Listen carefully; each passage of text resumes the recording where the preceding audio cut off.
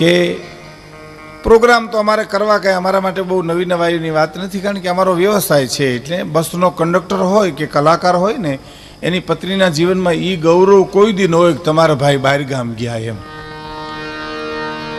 રોજ ઊભા હોય એમ. ઓલો ટિકિટની પેટી લઈને ઊભો હોય ને અમે વગાડવાને લઈને ઊભા હોય. પણ અમુક જ કાર્યક્રમ એવા હોય કે જેમાં અમને આનંદ આવતો હોય, જેમાં અમને મજા આવતી હોય. જે અમને આનંદ આવતો હોય એવા પ્રોગ્રામોમાં હેનો આ એક પ્રોગ્રામ છે તમારા સામે. પછી તમને કેટલો આનંદ આવે છે એ તો ખબર નહીં, ભગવાન આપણી લાજ રાખે. મને એક જણે કીધું હતું, મને કે ભીખુદાનભાઈ મજા કરાવી દેજો, પણ મેં કીધું ભાઈ ભગવાન લાજ રાખે, બાકી તને સવારે પડે શેમાં મજા આવે એ મને શું ખબર પડે એમ. સવારે પ્રોગ્રામ પૂરો થાય ને પછી તું એમ કે ખીમલા લોડણીના દુઆ ન ગાય, મારે ક્યાં ગાવા જવા. એક સાહિત્યકાર તરીકે, ચારણ તરીકે હું આ મોંઘેરા મહેમાનને એક દુહામાં કહું, ભરતભાઈ, તો ખીલીને ખુખારા દિયા પરસુ મેં પતરી, સજન તું ઘણ જોગ પણ અસાંજી સંપત હતરી. આ કચ્છી અને વ્રજ ભાષાનો મિશ્ર દુહો આપણે કાનજીભાઈ બારોટ, કાનજીભૂટા બારોટ, આપણા બરડાના બહુ સમર્થ વાર્તાકાર, અને એમનું તો આ પિયર કહેવાય. રાષ્ટ્રપતિનો પ્રોગ્રામ હોય તો એ બરડાના ગામમાં કાનજીભાઈનો પ્રોગ્રામ હોય, અને રાષ્ટ્રપતિ એમ કે મારે પ્રોગ્રામ કરો, તો કે મારો રાષ્ટ્રપતિ બરડામાં છે એટલે હું નહીં રોકાવ એમ. આવી જેને બરડા પ્રદેશની ભાવના, એમ વતનને માટે જે પ્રેમ છે, વતનને માટે જે સ્નેહ છે. હું હમણાં જ કહેતો હતો ભાઈ નવગણભાઈને ને ગાંગાભાઈને, માલદેવભાઈને, કે બીજા માણસો પણ પ્રદેશ જાય છે, પ્રદેશ રહે છે, રોકાય છે, પણ મેર જ્ઞાતિના જે કુટુંબો પરદેશ વિસા છે અને પરદેશની સાથે એણે પોતાના વતનનો જે નાતો જાળવી રાખ્યો છે, એ બીજી જ્ઞાતિએ નથી જાળવી રાખ્યો. એમ કહું તો કાંઈ ખોટું નથી. અતિ લાગણીશીલ, નહીં તો માણા નાતો તો ન રાખે પણ બોલાવે નહીં. એ આપણી જ્ઞાતિ ઉપર પરમાત્માની કૃપા છે, અસીમ કૃપા ભગવતીની છે, કે જે વર્ષમાં 2-3 વાર આવી રીતે ગામડાની માલિપા, અને આ સ્કૂલનું નિર્માણ એક ગામની માલિપા 51-52 લાખની સ્કૂલ કરવી એટલે બહુ મુશ્કેલ છે ભાઈ. વાતો કરવી બહુ હેલી છે, વાતો કરી હગાય. કહેણી મિશ્રી ખાંડ હે, બોલવું એ તો ખાંડ જેવું ગળ્યું છે, પણ રહેણી તાતા લોહ. દેવું ને અને જીવવું ને એ તો તલવારની ધાર ઉપર વાત છે. બાકી વાતો નથી કરતા. વ્યારું કરીને ઘણા ચોકમાં આવી નથી વાતો કરતા. નાણું તો હાથ છે ને કાલ નથી ને વાપરો ને મોજશો કરો, રાવણ ક્યાં લઈ ગયો ને કરણ ક્યાં ખોઈ ગયો, નાણું તો હાથનો મેલ છે, લાવો એક બીડી. હા, તે હાથનો મેલ છે તું ખેડીને જોડી લઈ આવીને જાને, એટલે બધો દાતારનો દીકરો થઈ ગયો હતી. વાતું થાય. અમલ કરવો એ તો બહુ અઘરું છે. આવી સ્કૂલો ગામડામાં નિર્માણ થાય, એમાંથી જે વિદ્યાર્થીઓ ઇંગ્લિશ ભણી, ઇંગ્લિશ બહુ જરૂરી છે ને, કે તમે ગમે એટલું ભણો પણ ઇંગ્લિશ ન હોય એટલે તમે ગુજરાતની બહાર ન જઈ શકો. લ્યો, આપણા મહાપુરુષો એમ કહે છે કે દેને એક બારી ખુલ્લી હોય તો બીજી બારીએથી પવન આવે ને એ બારીએથી નીકળે તો બીજો નવો પવન આવે. એમ આપણે આપીએ તો કંઈક પરમાત્મા આપણને બીજું આપે, પણ એ અંદરથી આવે છે. મારો કહેવાનો અર્થ એનાથી પ્રિય બોલવું સજનતા દાતારી સુરપંથ એતા અભ્યાસે ના મિલે હો તો બિના કૃપા ભગવંત. દાતારીના ક્યાં ઇન્જેક્શન લેવા જવાય? સુરવીરતાના ક્યાં ટ્યુશન રખાય? કે રણ મેદાનમાં જાઉં મને ભણાવી દો મહિનાદીમાં? એ મનની ભૂમિકા છે. જેનું મન મોટું ની માણસ મોટો સમજી લ્યો. ભલે ઝૂંપડામાં રહેતો હોય પણ મારો બાપ આવ્યો, મારો વિહામો આવ્યો. હવે આ બધા મહેમાન પરદેશના છે, અને આ બરડા ડુંગરમાં મહેમાન થઈને ગામડે જાય, અને ગામડાના માણસો એમ કે મારો બાપ આવ્યો, વિરમભાઈ આવ્યા, વજુભાઈ આવ્યા, મારો બાપ આવ્યો. હાથમાં ઠામ પડી જાય. લહણની ચટણી, બાજરાનો રોટલો અને છાય ખવડાવે ને તો એને પૂછી જો અમૃતનો ઓટકાર આવે. પ્રેમ પદાર્થોમાં નથી, પ્રેમ માણસના હૈયામાં છે. ને હું ચટણી બાજરાનો રોટલો કઢી નથી ખાઈ શકતા, એને ઘીરે નથી છે. એ કઢી ચટણી રોટલામાં પ્રેમ નથી. પ્રેમ તો એ ગામડાનો માણસ જે ખવડાવે ને એના હૈયાનો પ્રેમની મીઠાશ છે. તમને બાકી તો 32 ભાતના ભોજન પીર્યા હોય ને, ગરદણી મોઢું ચડાવીને બેઠો હોય ને, મોઢામાં કોળીઓ ને માથામાં ધૂંબો હોય ને, ત્રીજી રોટલીએ પાછો પૂછે, લેશો? હા, હજી તો ઘણીએ લેશું, હજી તો લોટ બંધવશું, બે દી રોકાણા તો તારો જીવે લેશું. એક મહેમાન જમતો હતો ને, તો ઘરધણી પેલી રોટલી મૂકતો મૂકતો કે આ છેલ્લી રોટલી તો લેવી જ પડશે તમારે. બોલો, રોટલી પેલી જ હતી અને કે આ છેલ્લી તો મારા હમ તમારે લેવી પડશે. ત્યાં શું કરો તમે? હે, પ્રેમ માણસના હૈયામાં છે. એટલે મન જેનું મોટું સમજી લ્યો એ માણસ મોટો. પછી ભલે પૈસા ન હોય, પૈસા હોય ન હોય, એ તો પ્રારંભની વાત થઈ, પણ માણસ મોટો તો હોવો જોઈએ, મનથી તો મોટો હોવો જોઈએ, દિલથી તો મોટો હોવો જોઈએ. હે, ઘણા ના રૂપિયા ગમે એટલા હોય પણ મન મરેલા હોય એનું શું કરો તમે? વાતની વાતમાં એ મીર્યા દીમાં 10 વાર મરે ને 10 વાર બેઠો થાય પાછો. બોલો, ઘણા આપણે એમ કે વરસાદ બહુ પડશે તો મીર્યા હું ન સહન કરી શકું. આપણે કે ગરમી પડશે તો હું ન સહન કરી શકું ભાઈ. આપણે કે ટાઈટ પડશે તો કે ભાઈ તો હું મરી જાઉં. તો તને રાખવો ક્યાં આમાં? આ તને શિયાળો ઉનાળો ચોમાસું કાંઈ હદે નહીં, તને ક્યાં લઈ જાવો અમારે? હે, પણ જેનું મન મોટું ને, તમે જોયું ઘણા માણસ મનના બહુ નબળા હોય. ડૉક્ટર સાહેબ આ ઇન્જેક્શન ભરતા હોય ને તો અહીંયા ઓહો, ડૉક્ટર સાહેબ કહું તારી પાસે આવ્યો જ નથી હજી. એ હું સાહેબ નહીં ખમી શકું હો.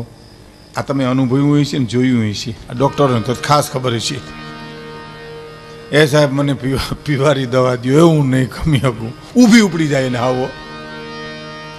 પણ ડૉક્ટર સાહેબ કે હું તારી પાસે આવ્યો નથી તોય. એવા મનના નબળા માણસ હોય. અને ઘણા એની ઇન્જેક્શન દઈને કેવું પડે, દેવાય ગયું એમ કોઈ દેવું ગયું મને ખબર જ નથી. બોલો, આવા જાડી સાંભળીના હોય ઘણા. પણ જેનું મન મોટું હોય એ માણસ મોટો છે. પછી પરમાત્મા સંજોગો આપે તો એ દાતા આપી શકે. પણ એમની સાથે એક ખાસ એક તો વિદ્યા અભ્યાસ તો બહુ કરવો જોઈએ. એના માટે તો આપણા ભાઈઓએ તો બહુ યોગદાન આપ્યું છે. અમે તો અમારી જ્ઞાતિમાં, ગઢવી જ્ઞાતિમાં, બીજી જ્ઞાતિમાં દાખલા આપીએ છીએ પોરબંદરના. અભ્યાસ બહુ જરૂરી છે ભાઈ. હે, સગવડતા હોય ને ભણીએ નહીં તો કઠણાઈ કહેવાય ને. હે, આપણે હાલ્યા જતા હોય ને કેળાની સાયલી ઉપર પગ પડે ને પડી જાય તો અકસ્માત કહેવાય, પણ પડ્યું રહેવું કઠણાઈ કહેવાય ને. ઊભું થઈ જવું જોઈએ. અને આખું ગામ ગરબી લેતું હોય ત્યાં ગરબી લેવાય ને. આપણે ગમે એટલી સારી ગરબી લેતા આવડતી હોય તો બસ સ્ટેન્ડ રમવા જવાય. માં અંબા તે રમવા નીકળે ત્યાં કરાય બસ સ્ટેન્ડ. એ તો આખું ગામ લે ત્યાં જ લેવાય. એટલે કદમ મિલાવો તો સમાજની સાથે આપણે જીવી શકીએ. એટલે ઇંગ્લિશની બહુ જરૂર છે, ઇંગ્લિશ સ્કૂલની જરૂર છે. આગળ અમે બધા વાત કરતા હતા, બધા બેઠા હતા કે ગુજરાતના સીમાડા બહાર જાઓ ઇંગ્લિશ ન હોય એટલે પૂરું થઈ ગયું. તમે ગ્રેજ્યુએટ, ડબલ ગ્રેજ્યુએટ તો શું કામનું? કારણ કે આજે જવું પડશે, સમય એવો આવી રહ્યો છે ને તમારે જગતને યારે કદમ મિલાવવા પડશે. એની સાથે એક ખાસ કવિ કાગની કવિતાથી આ કાર્યક્રમની શરૂઆત કરું છું. ખાસ આ ગમે છે. આની 3 કડી બહુ સરસ છે, અદ્ભુત છે. એક તો કવિ કાગનું આ વર્ષ ચાલે છે. હમણાં જ એવોર્ડ આપ્યા કાગધામમાં. મુરબ્બી ભરતભાઈ વડોદરા, અમારા ડૉક્ટર ભરતભાઈ બધા આવ્યા હતા. 4 કવિઓને એવોર્ડ આપ્યા. એ કાગની કૃતિથી આપણે આ કાર્યક્રમની રજૂઆત કરીએ છીએ. હા, તો એક કામ, આ બધું સારું કામ કરવું તો શું જોઈએ? સંપ જોઈએ, એકતા જોઈએ. એટલે કાગ એમ કહે છે કે પ્રેમી તળાવ એ તણા તમે પાણી સાથ મળી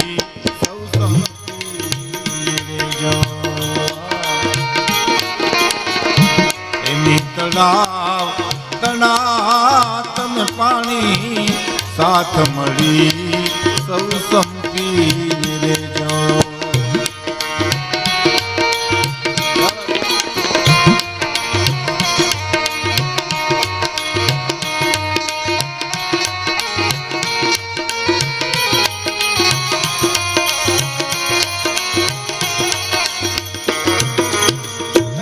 ગામડું છે એને તળાવ કીધું છે, સમાજ છે, કુટુંબ છે એને પણ એક તળાવ કીધું છે.